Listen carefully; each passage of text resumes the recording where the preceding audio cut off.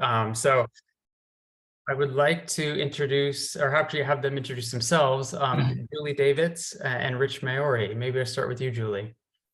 Great. Happy Friday, everyone. I'm Julie Davitz. I'm the founder and CEO of a public benefit corporation called Plus Media Solutions. And Plus Media is an impact tool. We literally plug in to content, events, and with brands to be that last mile communicator, because we believe that impressions and likes and shares aren't enough to measure impact. We'll get into that later. But I came to Plus Media to build this company after decades of working in the impact space, both in the for-profit side, most recently as head of impact for BNP Paribas, the French bank, but here in North America, and doing a lot of nonprofit work all over the world. And what I saw was a real disconnect between consumers and attendees and audience awareness of issues and opportunities to take action on issues. So I started Plus Media a couple of years ago to bridge that gap between intention and action. So it's been really exciting. And thank you, Daniel, for having me today. And thanks, Rich. Great to meet you as well. Thank you, Julie. Rich, a bit about your background. Thank you, Daniel. Thank you, Julie. Good afternoon, everyone. Rich Maiore, head Rocketeer at Rocket Social Impact. We are a social impact and sustainability agency. We help companies with their strategy, implementation, and most relevant for today, communication around their CSR and sustainability efforts. My background is spent time at Porter Novelli, at Cone Communications, Coca-Cola, and the International Olympic Committee. So I'm excited to talk today. As maybe many of you know, as practitioners, it's getting harder and harder to communicate out there in terms of reaching your audience, getting them to be aware, and then actually getting them to take action. So I'm here to learn as much as share, because I think we all have some pain points that are probably quite similar. So thank you, Daniel. Of course. No, thank you both for being here. Really excited for this discussion. So, we're going to get into the nuts and bolts and more practical aspects of using metrics to measure impact communications. But before we get into that, I just want to take a step back and ask the question, to our panelists, why is it important to measure communications that are purpose or impact focused? Why is that measurement valuable in the first place? Julie, you want to go first? I'm sure this seems pretty obvious, but at the end of the day, it's all about the money. As I mentioned, I've worked in impact forever, but if you can't tie impact to ROI, it's really hard to get people to pay attention. And, whether we could argue on that for hours, I'm sure. But we have to measure what matters. We have to measure to help people make better decisions for their business, for the future, for their consumers. And, data is king these days. So it has value, but it can be really confusing too. And it's hard to define. So it's a complicated topic. Yeah, I like to tell folks I had a nice full head of hair before I started this gig in terms of communication around certainly CSR and sustainability. Absolutely, it helps make the case internally, defend and increase budget by saying we're being effective with our communication. Externally, it also helps you kind of understand what is your message sticking, and is it being viewed authentically? And this is certainly important in the CSR, the social impact space.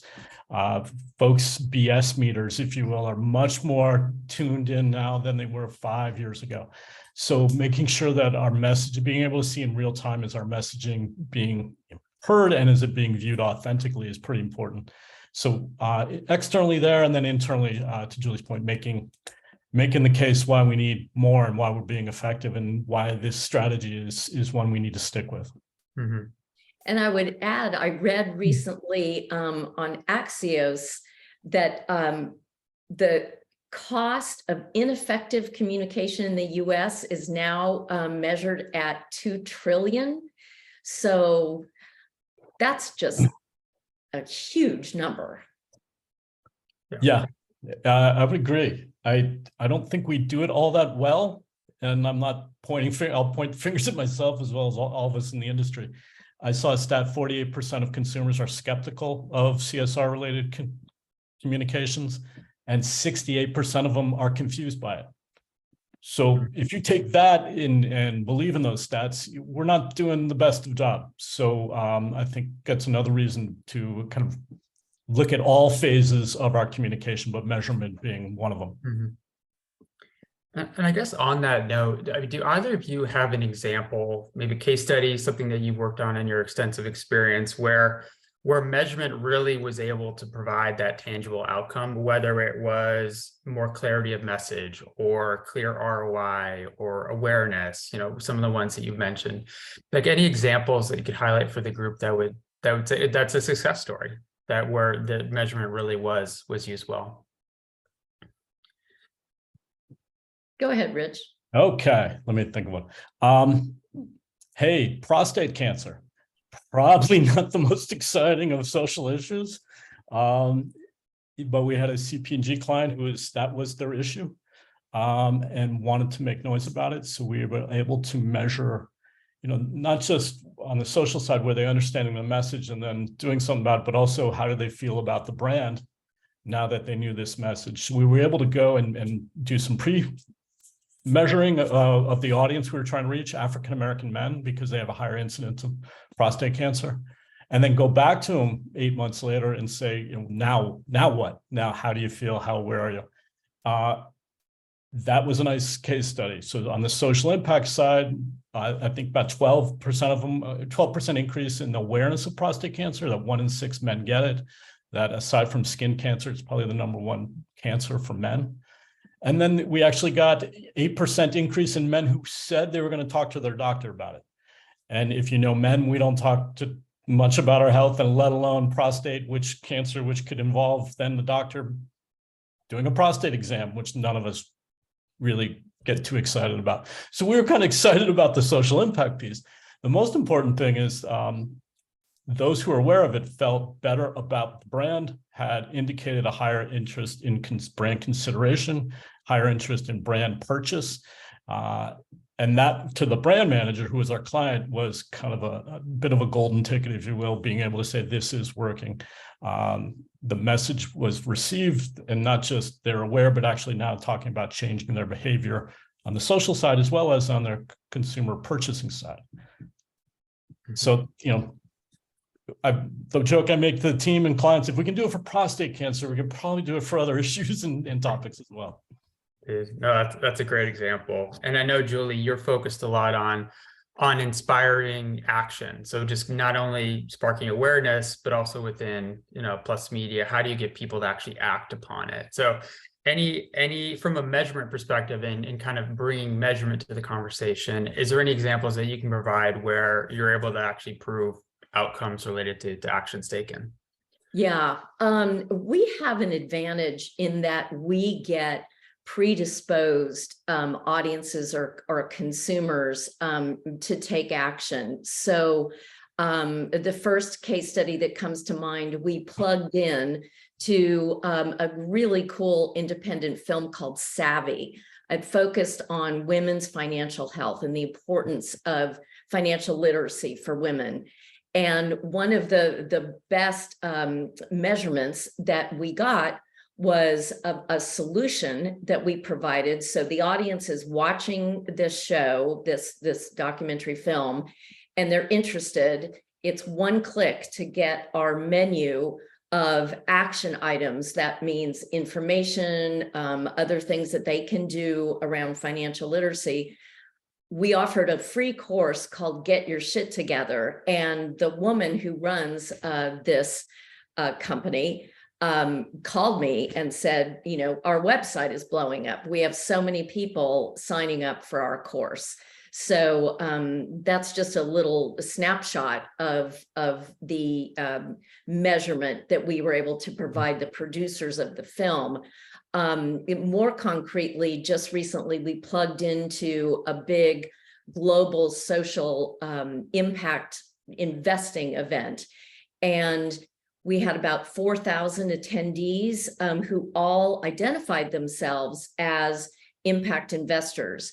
But the highest engagement we got on our menu of activities, information, opportunities was actually a description of defining the difference between ESG investing and impact investing. So even this audience who claims to be impact investors actually weren't clear on the difference between ESG and impact investing. So we were able to tell the event producers, wow, you need to be providing more information on this to your members. Lastly, I would add that we were just recently at a sustainable business event, plugged in, and there was a particular toolkit that the event producers wanted to get into people's hands. And we got 100% engagement around folks downloading that toolkit via our Impact Hub. So those are the kinds of measurements that we provide. As I said, it's that last mile communication. Yeah, it's often that last mile that's the toughest, right? But the most critical. No, those are great. Both of you, thank you for the case studies and examples, and definitely want to dig into more of some of the tools and platforms that are available or that you've created a little bit later. So I'll circle back on that. This is kind of a loaded question, so but I'll ask it nonetheless. Here we go. I mean, to what extent do you feel like historically there's been less emphasis on measuring communications that are maybe related to more purpose-driven components or a purpose-driven campaign versus a communications campaign or marketing campaign that's just exclusively very clearly focused on product sales or something like that?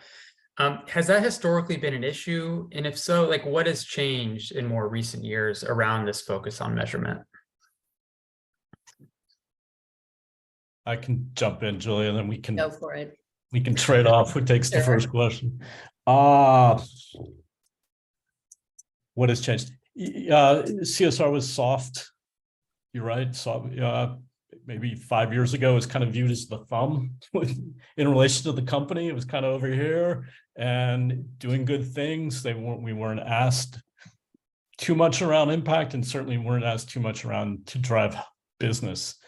That has changed. CSR is now being seen as a part of the hand and part of a way of tied to business. Now that business could be employee recruitment and retention. It's a business objective. It could be consumer preference. It could be reputation. It could be anything, but it's tying more to business. And if it's tying more to business, it's got to be measured for all the reasons Julie mentioned at the beginning. And so we are coming under kind of more sharper eye.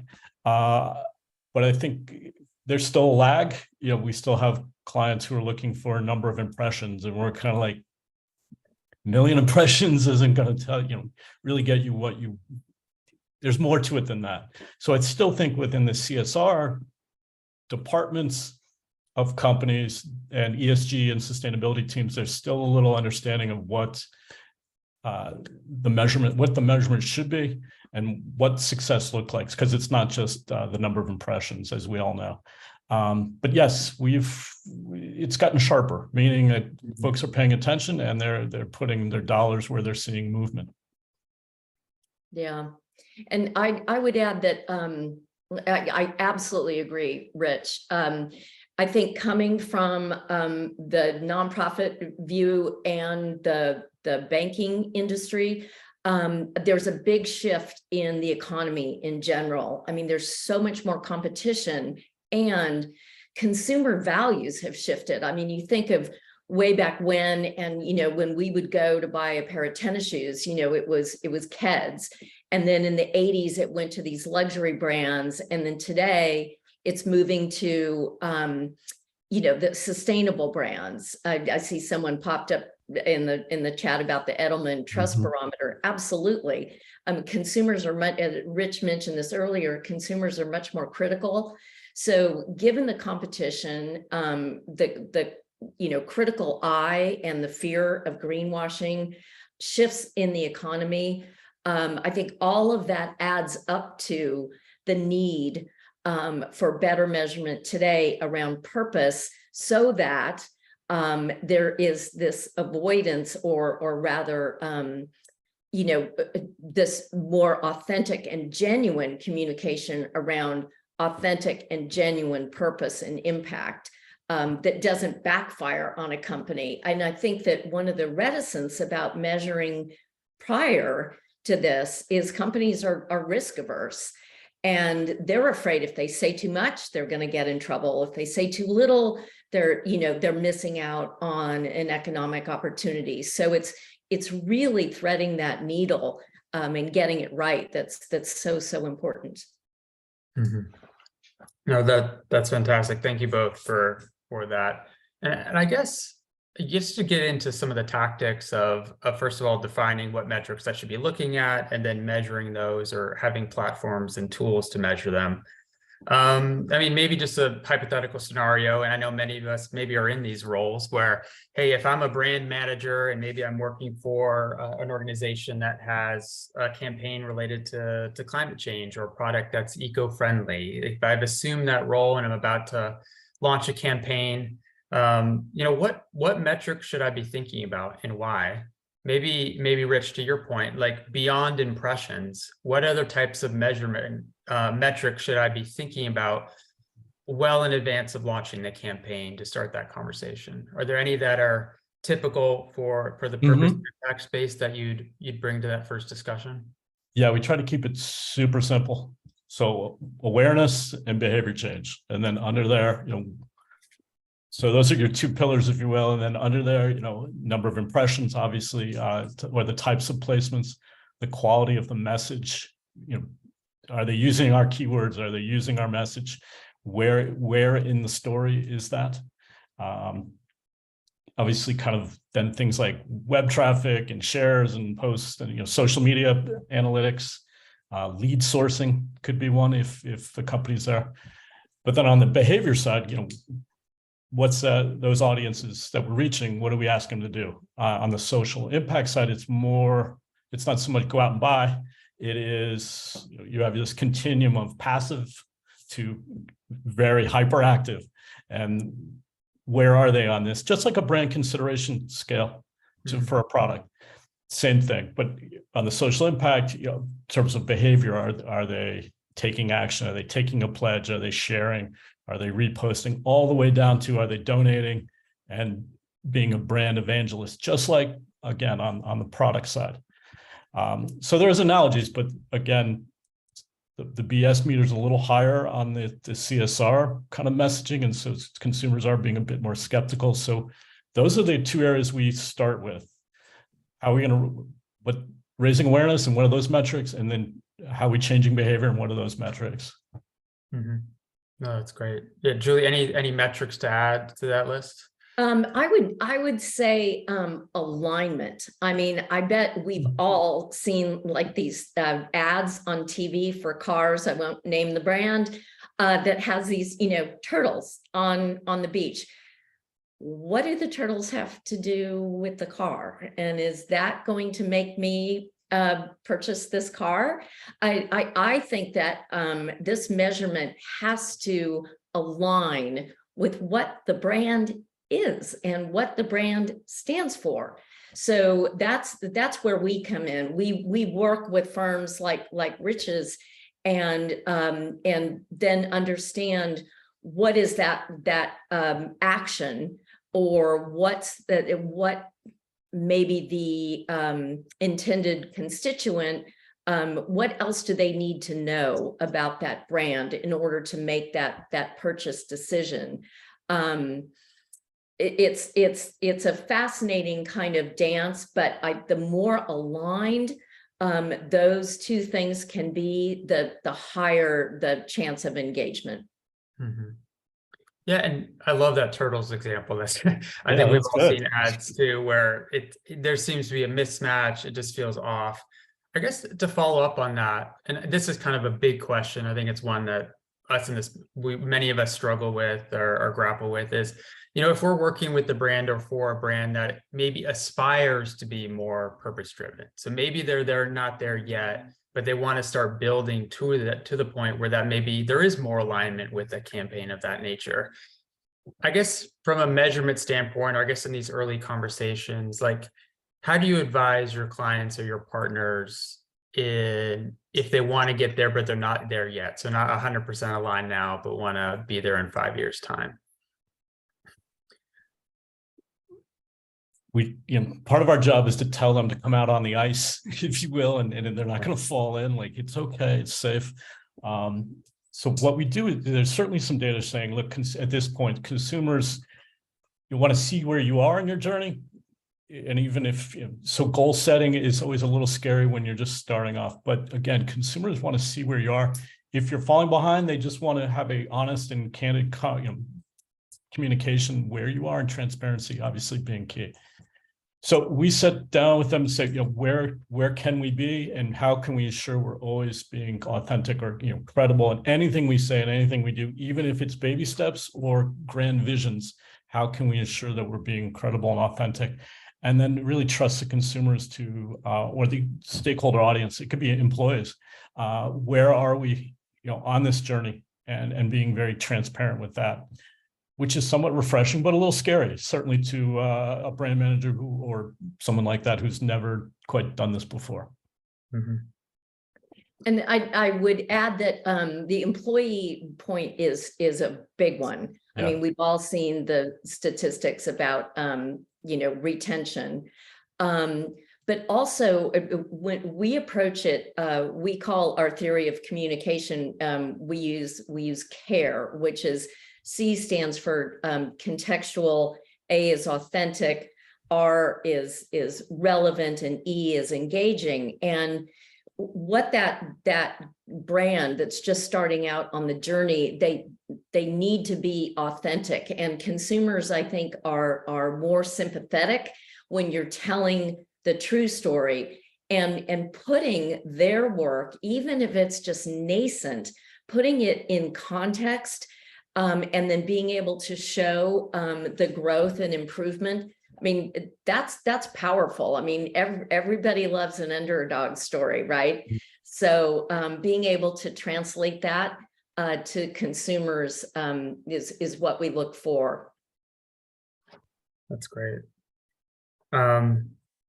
So you had talked, so we've used the turtle example, maybe that's related to climate change or, protecting the earth. I know a lot of us focus on a variety of different topics, and some that are social impacts, some are sustainability, and others. I guess when thinking about metrics, should the metrics be different for a campaign that's maybe sustainability versus social impact focused? Like, does that change the equation at all? Or, Rich, going back to the point you made, is it really, can you just wrap those up in awareness and behavior? We always start with there regardless of the issue, but what we do find is sustainability issues are harder to communicate than, say, something like prostate cancer, where we were able to, with a driving insight like 1 in 6 men get it. It really helps clarify and we use that message to really drive through. Sustainability is a little trickier. There are a lot of different pieces, and if you do this, it changes this in terms of your sustainability impact. So we do have some different measures there, where maybe it's not so much action as it is, are they even getting do they understand what going carbon neutral actually means? Mm-hmm. So there's a little more kind of baseline messaging and measurement we do on the sustainability things. Certainly, I think it gets even more complicated as you go into ESG kind of messaging. So we do have different measures there too. It's not so much maybe about impressions as much as our folks understanding this message, because it can get a little more complicated than a social impact side where it's feeding kids, and you kind of get that intuitively. Some of the sustainability issues are not all that intuitive, or sometimes they have different terms that throw folks off. Yeah, and I think that the place to start is terminology. Oh my gosh. I mean,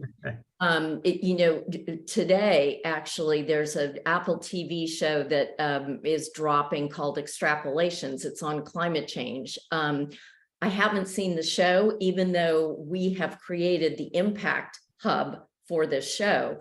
What I know is that it leans heavily onto climate justice. That's a hard thing to measure. So we have a survey, we have different prompts.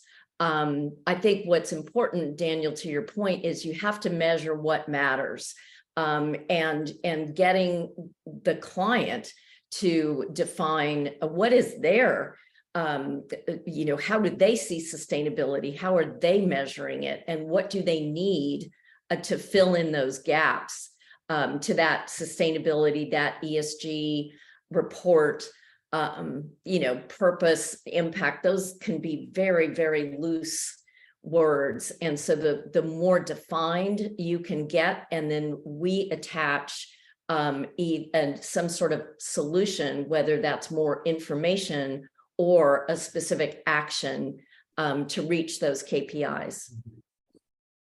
Absolutely. Yeah, we were talking before we even hopped on the call of, ESG and purpose and cause marketing. There's a lot of terms in our industry, and to your point, clarity of terminology, whether that's in the metrics or whether it's in the campaign itself, always critical to be aware of. So I want to ask a question to the group. It looks like we have almost 40 people on, so want to get you all involved. So a question for you, and you can actually just put it in the chat, is, in terms of tools and platforms that you all are using for measurement and evaluation, are there any that are top of mind that you're using now? We'd love to hear, have you type in some of those names to the chat if you can.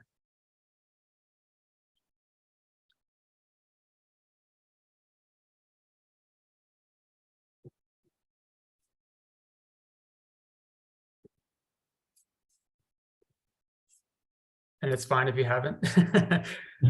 Also, no, if you spell it wrong, we won't deduct any points. It's fine. I did see that. It looks like Matthew mentioned Groundswell Indeed. I don't know if Julie and Rich, have you heard of those? Yes, both are terrific. The more on the, so as Matthew says in his post, the more on the measurement of the social impact program, but it can certainly tie into,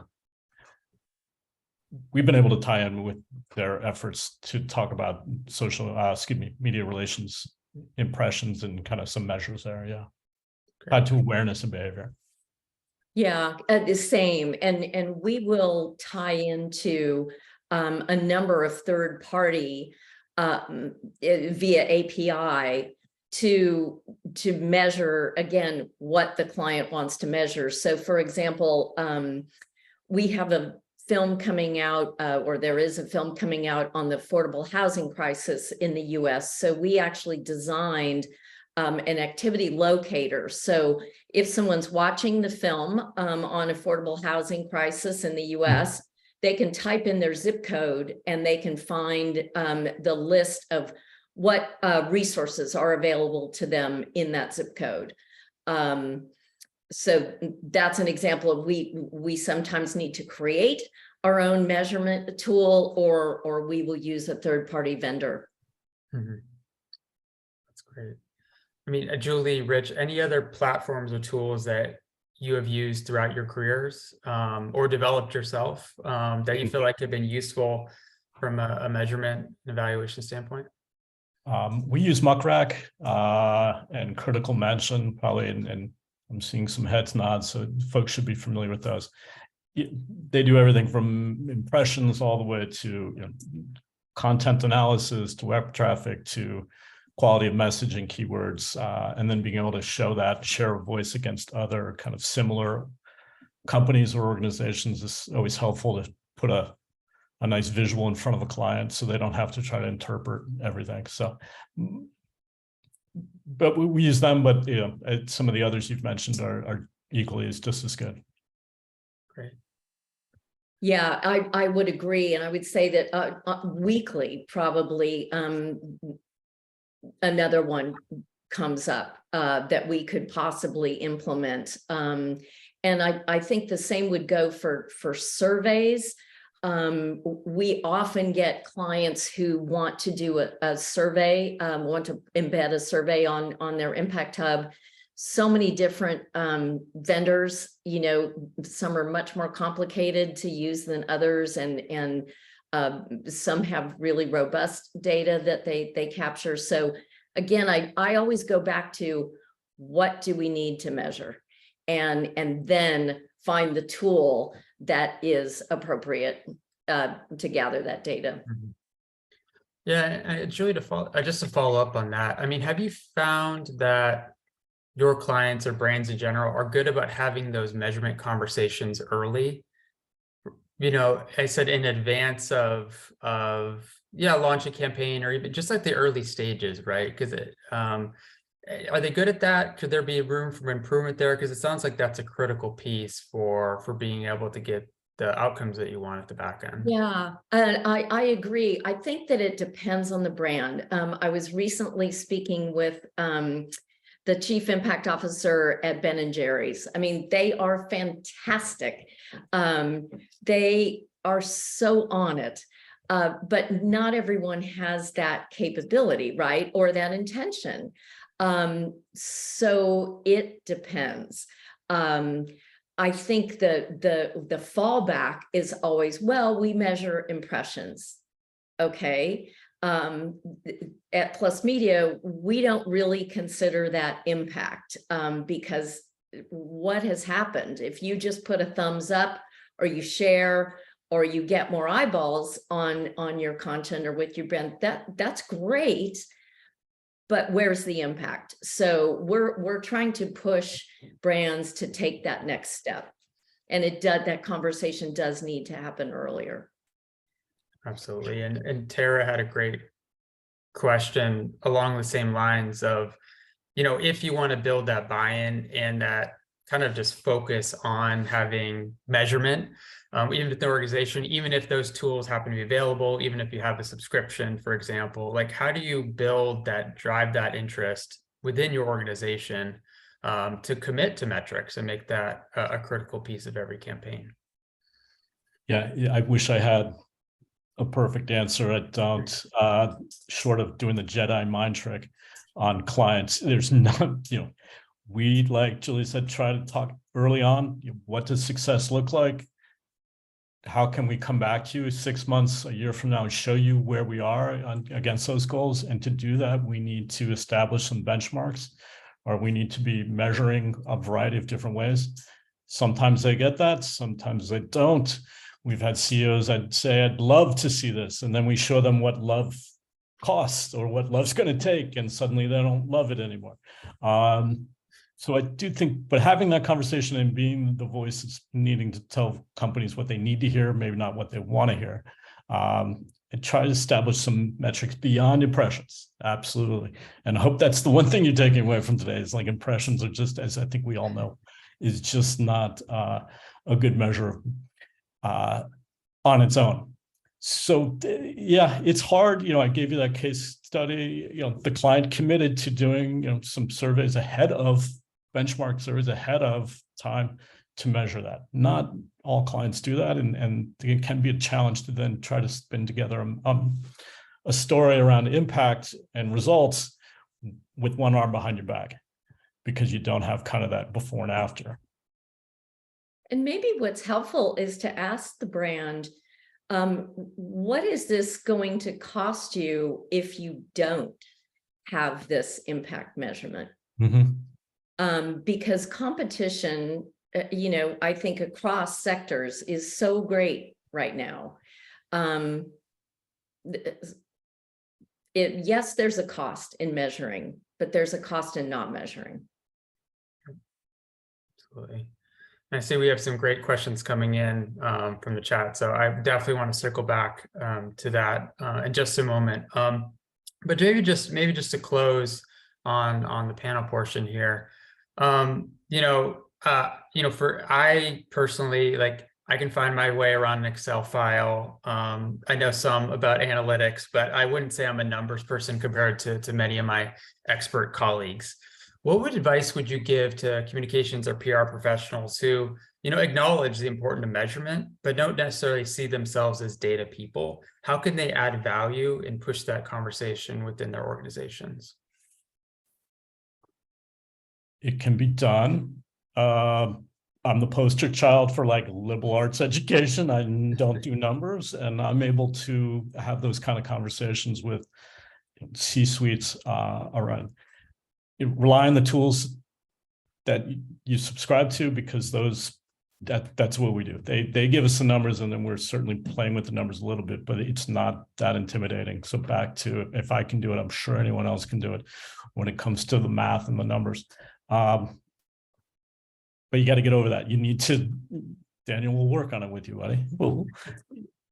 You need to get over it simply so you can tell a cogent, concise, compelling argument to, internally and externally, but it's not that big a bridge. I think it's just up here. All right. Mm-hmm. Yeah, I'm absolutely with you. I'm the same. I would say that internally for the client, if they can find an ally internally, maybe someone there that is really quick with data and analytics. I'm not. We have a team of people that are, and it can be learned. Again, though, I think it's easy to get overwhelmed. And even with data, there's so many choices on what you can gather. So sifting through that and understanding what pieces are important, how to put those pieces into context. And that brings much more clarity than just looking at a big spreadsheet of numbers. Julie, I like that idea. We do have one client who partners with the sports sponsorship team, because they use metrics, and I came from Coca-Cola, where we got down to every impression is worth 5 cents. They spend a lot of time with analytics. So actually trying to say, what tips do you have, and how could I serve this up for leadership in a very concise, compelling way, visually as well as through the quant. So they really took what the sports sponsorship team was doing and kind of tried to jerry-rig it for the social impact, and it worked quite well. So we are seeing a little more of what you're saying, knocking on some doors internally and saying, what's the best way you've been able to frame up impact, advertising team, marketing team, sports sponsorship team. Great. No, that's great advice. So thank you. Well, yeah, would love to kind of start some Q&A now, and I already see some questions are coming in. So if anyone else on the line has questions, please type them in the chat. But I'd love to start with the question from Wendy, which is, if an organization knows what they want to measure when communicating impact, how do you balance that context with, yes, we've done more, but in the big picture, it might be a negative thing?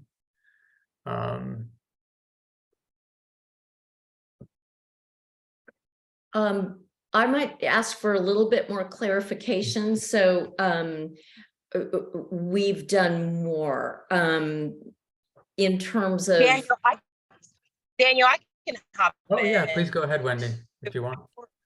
Yeah, sure. So particularly for nonprofits, I think their sort of norm is every year they're putting out an annual report that showcases their impact. But if you're a food bank that serves more food, or a homeless shelter that houses more individuals, in the grand scheme of things, that's not a positive thing, because that's technically shown that the need has increased. So how do you frame that so it's not the same old, this year we did 10% more, this year we did 20% more, et cetera?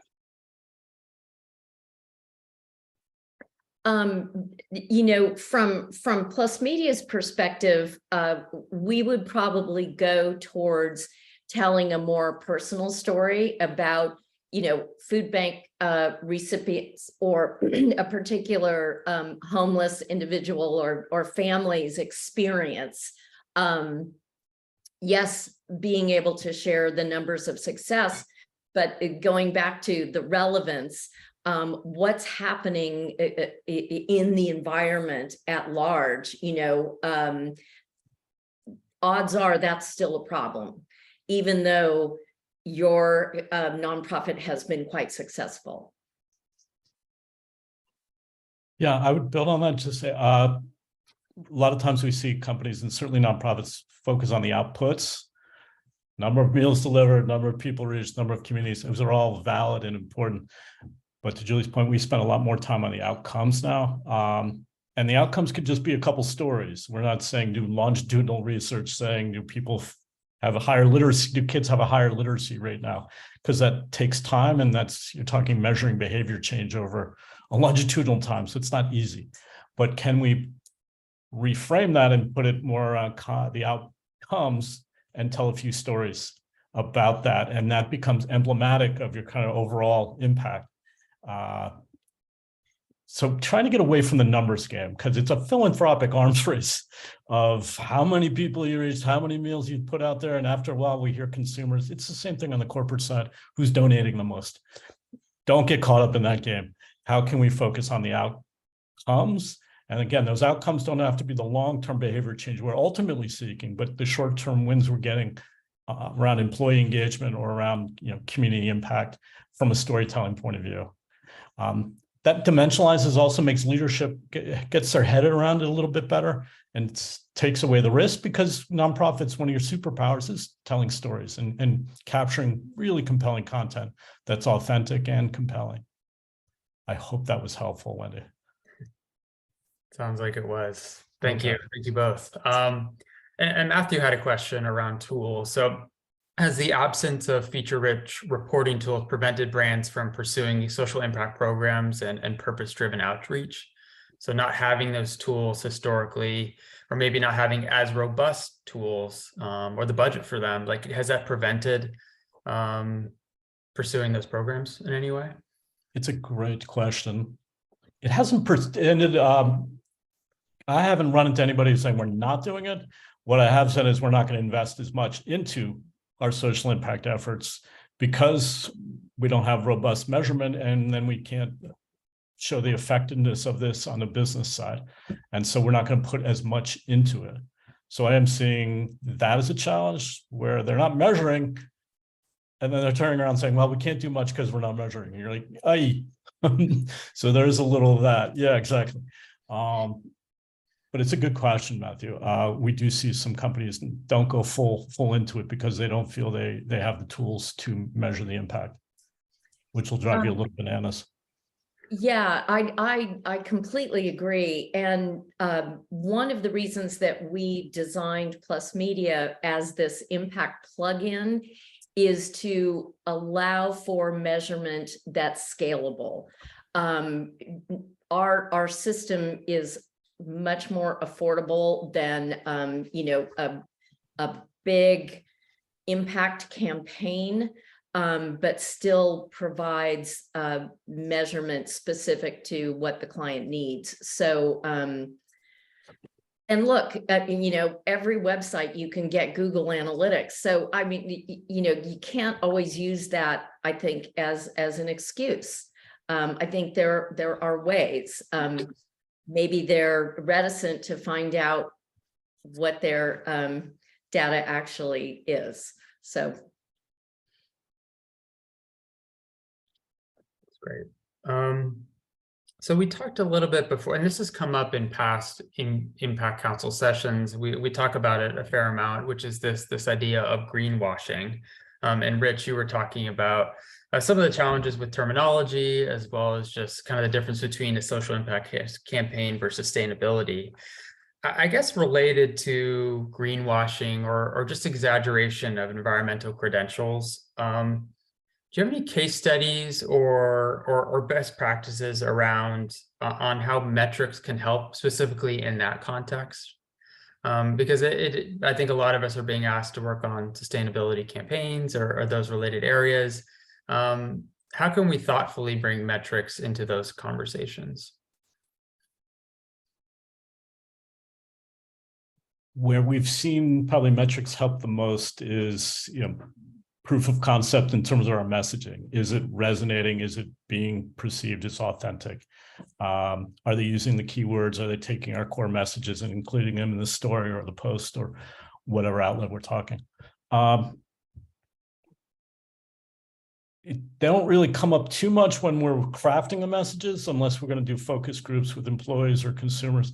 So we spend most of our time up front saying, is this bulletproof? And who else thinks this besides us? So relying on our nonprofit partners, relying on even employee resource groups who are helping drive some of this. The measurements and all that help us in real time. Are we on the right path, or are we getting questions, or are we not even getting any pickup, which then tells us we need to kind of course correct. And then the worst case scenario is like, are we getting our ass handed to us on social media or internally because no one believes us? And yeah, let's course correct real quick. Yeah, at that point. Sorry, didn't mean to swear, Daniel. No, that's okay. we'll blur that out. All right, you'll bleep it out. All right, cool. Jenna, we'll ask you to do that. No, I'm just kidding. Well, great. Well, everyone, thank you so much for the thoughtful questions, and thank you, Julie and Rich, for your thoughtful answers. Really appreciate your time today. Yeah, it's been a great session. We're going to be posting recording and sharing some more follow-up information related to measurement on the Impact Relations Institute channel. So check that out. And please go on to impactrelationsinstitute.org. For more information. And we also have a newsletter that goes out called The Agenda every month, which has great information related to purpose-driven communications and just best practices in this space. So please subscribe if you haven't already. And with that, I will let you go and hope you all have a wonderful weekend. And thanks for being here. Good stuff. All Thank right. you, Dan. Thanks, Thanks, everyone. See you, Take everyone. care. Bye.